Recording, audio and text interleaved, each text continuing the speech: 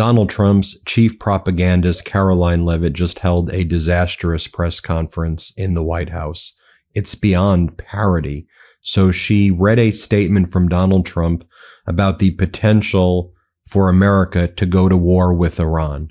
Do you know what she said? She said, Donald Trump will be deciding in 2 weeks.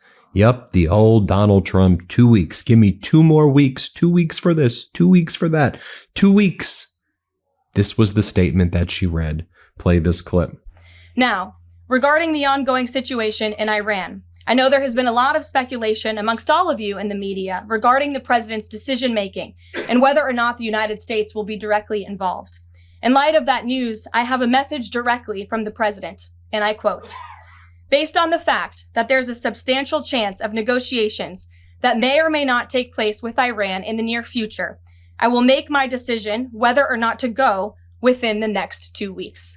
That's a quote directly from the president for all of you today. So then a reporter asked her, you know, Donald Trump says 2 weeks about everything.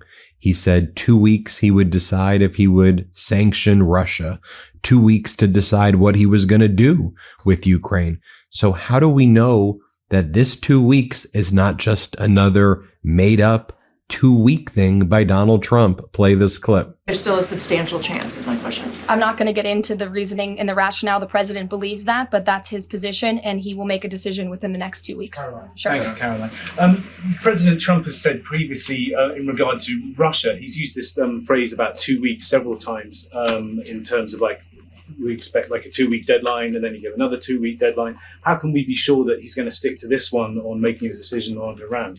Well, in those deadlines, as you've seen in respect to Russia, Ukraine, might I add, these are two very different, complicated global conflicts, as you know, that the president inherited from our previous incompetent president and the weakness of the previous administration. And the president has spent a tremendous amount of time and effort cleaning up these crises that were caused by the last administration's just complete dereliction of duty on the world stage and American weakness. Now we have American strength again. With respect to Russia and Ukraine, because of that American strength and the president's leadership, we have seen these two sides engage in direct negotiations. And the last time the president said 2 weeks, you saw Russia and Ukraine have direct negotiations for the first time in years. And so the president is always interested in a diplomatic solution to the problems and the global conflicts in this world. Again, he is a peacemaker in chief. He is the peace through strength president. And so if there's a chance for diplomacy, the president's always going to grab it. But he's not afraid to use strength as well, I will add. How pathetic was that response? She goes immediately into attacking former President Biden, and then she claims that Donald Trump saying 2 weeks about Russia led to some sort of negotiation between Ukraine and Russia, which never took place, as Russia continues to escalate and kill innocent Ukrainians, as President Zelensky has agreed to an unconditional ceasefire while Vladimir Putin has not. And she's saying that him saying 2 weeks was a brilliant strategy. These are the most pathetic, vile human beings. I mean, can you believe what I'm showing you right here? So then another reporter asks Karoline Leavitt and says, well, is he going to go to Congress to ask for war powers authorization? You know what she says? 2 weeks. 2 weeks. Here, play this clip. The U.S. were to take some type of military action, would the president go to Congress to seek war authority? I'm not going to engage in hypotheticals. I gave you the statement from the president. He'll make a decision within 2 weeks. Sure. Somebody else then asks a question. So is the 2 week thing that you're saying, was that influenced because of pressure by Tucker Carlson and Marjorie Taylor Greene and other MAGA people who said that they would no longer support Donald Trump if he committed American troops to war in Iran with Israel? She goes, all I can say to you is, you guessed it. 2 weeks. Play this clip. Like that. Thank you. To what extent is this 2 week delay with Iran the result of interventions by the likes of Tucker Carlson, Marjorie Taylor Greene, or the entreaties of European leaders who want a de-escalation? Look, the president hears all voices across the country, and he makes decisions based on his instincts. And he has always said diplomacy is his first option. And is he still planning to attend the NATO summit next week? He is, yes. We will be departing from Washington on Monday morning, and hopefully we'll see some of you there. Kayla. Thanks, Caroline. 2 weeks. And then you have this person in the press pool says, Rhino warmonger Lindsey Graham says that Donald Trump needs to go all in on an invasion of Iran. And what do you have to say about that? You know what her response is? Yes, 2 weeks, but you know what it also is? Trust Trump. I tell them, put your trust in Trump. Whatever dear leader says is right. Just trust whatever the hell he does. You don't believe me? Here's what she says. We bring receipts. Play this clip. So Rhino warmonger Lindsey Graham, he recently called on the U.S. to go all in. That's quite the lead to a question. Right. What's your message to everyday Trump supporters? Not the Tucker Carlsons or other big names, but everyday Trump supporters, grassroots who voted for President Trump to stop the wars, rejected this in the primary, going into another war with voting against Nikki Haley, and they want to see non-U.S. involvement in this war. What's your message? Trust in President Trump. President Trump has incredible instincts, and President Trump kept America and the world safe in his first term as president in implementing a peace through strength foreign policy agenda. So then another reporter over here says, so a few weeks ago, Tucker Carlson reported that Fox hosts like Mark Levin were in the Oval Office with Donald Trump, pushing for the war with Iran, and that Donald Trump was considering sending American troops because of that. What do we know about that? Is there a leak investigation? Here's what she says. Play this clip. Sure. A few weeks ago, Tucker Carlson reported on a meeting between the president, Mark Levin, and others at the White House. Is there a leak investigation, and can you say who else was in that meeting?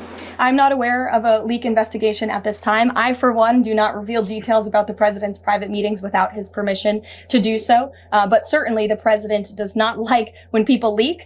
He takes that very seriously. This entire administration takes that seriously. And that's why you've seen at agencies, some of the cabinet secretaries have been given the authority by the president to let go of staff who are engaged in such leaks, especially those that risk American national security. If you're a homeowner, you need to listen to this. In today's AI and cyber world, scammers are stealing home titles and your equity is the target. Here's how it works. Criminals forge your signature on one document, use a fake notary stamp, pay a small fee with your county, and just like that, your home title has been transferred out of your name.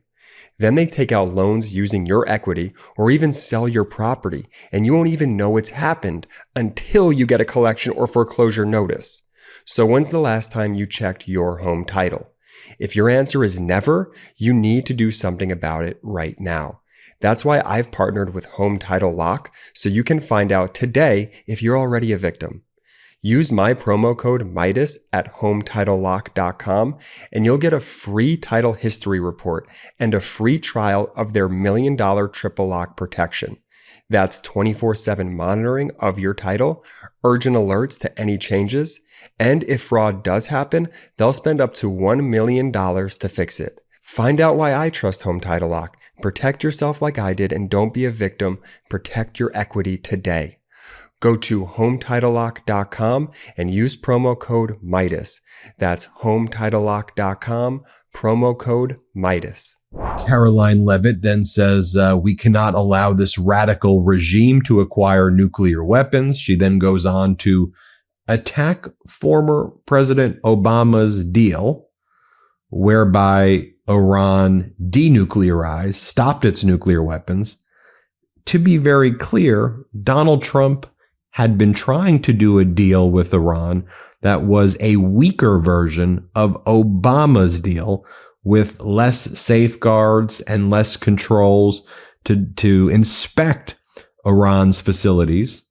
But Iran didn't trust Donald Trump and thought he was a weak negotiator. But here she blames Obama. Play the clip. In implementing a peace through strength foreign policy agenda. And with respect to Iran, nobody should be surprised by the president's position that Iran absolutely cannot obtain a nuclear weapon. He's been unequivocally clear about this for decades, not just as president, not just as a presidential candidate, but also as a private citizen. In fact, I have some quotes for you. In 2011, President Trump said, America's primary goal with Iran must be to destroy its nuclear ambitions. We cannot allow this radical regime to acquire a nuclear weapon that they will either use or hand off to terrorists. In 2015, the president said the problem is that Iran poses an existential threat to Israel, our Middle Eastern allies, and the United States. And of course, the president has repeated that in his first term as president and his second term as president as well. That's why he was adamantly opposed to the disastrous Iranian nuclear agreement that was implemented by President Obama. And it's why he has given great latitude and given a lot of effort to achieving a diplomatic solution. But he's been very clear. Iran went for 60 days when he gave them that 60-day warning without coming to the table. On day 61, Israel took action against Iran. And as I just told you from the president directly, he will make a decision within 2 weeks. A follow-up. So then, of course, she needs to pivot to her next topic. And she says that illegal criminals are hiding in sanctuary cities. So we will be ratcheting up ICE invasions of blue cities. Here, play this clip. President Trump has directed all of our ICE officers to do everything in their power to carry out the single largest mass deportation operation in history. Illegal criminals who are hiding in America's largest so-called sanctuary cities will be increasingly targeted for removal. Radical Democrats will no longer be allowed to shelter illegals who threaten public safety as part of their cynical efforts to expand political power, drain the American taxpayer, and artificially lower wages and steal American jobs. She's asked, how would you define what a Trump doctrine is? And she goes, America first. Play this clip. When it comes to the president's position on foreign policy in general, is there a phrase that the White House has coined? Is there a Trump doctrine? Does the president like to talk about this? Anyone here in the White House talking about this? And if so, if there is something akin to a Trump doctrine, how would you define it? America first, always. And with that, I think I'll leave you. I know there's a lot of news in the world right now. As you know, our team is always here to answer your questions. And the president, I am sure, will take more questions from you guys at some point this week, as he always does in the effort of transparency. I appreciate your being here on a federal holiday, and we'll see you later. Thank you. Thank you, Karoline. She then attacks Democratic Congresswoman Jasmine Crockett. Let's play it. Really quick on Jasmine Crockett. She said, I believe, that Trump supporters are mentally ill before calling for bipartisan support against the president. Can you respond to that, especially considering she's a rising star in the Democrat Party right now? She is a rising star. It's quite something to behold, actually. I hope that she continues to be a rising star for the Republican Party, at least. I think it's incredibly derogatory to accuse nearly 80 million Americans of mental illness. The last time I checked, Jasmine Crockett couldn't dream of winning such a majority of the public as President Trump did. And the America First movement, which President Trump has built, is filled of hardworking patriots, the forgotten men and women, business owners, law enforcement officers, nurses and teachers, and middle America, as we all know, from where you all grew up, outside of this beltway. That's who makes up this president's movement. And Jasmine Crockett should go to a Trump rally sometime, and she can see it for herself. And then, without a shred of irony, that Donald Trump always says 2 weeks for everything, 2 weeks for the healthcare plan. Remember that? I'm going to bring out that in 2 weeks, 2 weeks for this, 2 weeks for that. The Fox headline now is Trump to make Iran decision within the next 2 weeks, given chance of negotiations, Leavitt says. I'm just trying to understand this all. So you leave the G7 with your allies there to run back to meet with the chief of staff of the Pakistani army after Pakistan invests in the Trump family crypto. You build 2 poles in the White House, the north and south lawn, because your poll numbers were doing atrociously, and Americans despise and detest and hate you. You start posting on social media, unconditional surrender now. You then say that you're not supportive of a ceasefire. unconditional surrender, exclamation point. You then say we, as in we, the United States, are at war with Iran in your post. We control the skies, you said. We have sent American military equipment. We. And now you're saying 2 weeks? Why don't you be an adult and address the American people and explain what the hell you are even talking about? But just so you can all see, I could show you thousands of these clips, but I don't want to, you know, the 2 week thing. Here's what Trump said about Russia and Ukraine. 2 weeks. Play this clip. You trust President Putin? You know, in about 2 weeks. Is Ukraine doing enough to get this? I'd rather tell you in about 2 weeks from now. Keep saying 2 weeks about President Putin. What is 2 weeks? Give us, what is the actual date? What is the timeline? 2 weeks or less, and if it's a little more at the time, I say, but, you know, they're losing a lot of people. See those little dates up at the top, April 27th, May 19th. Today is May 28th. So 2 weeks. Now we're still 2 weeks away. There you have it, folks. Let me know what you think.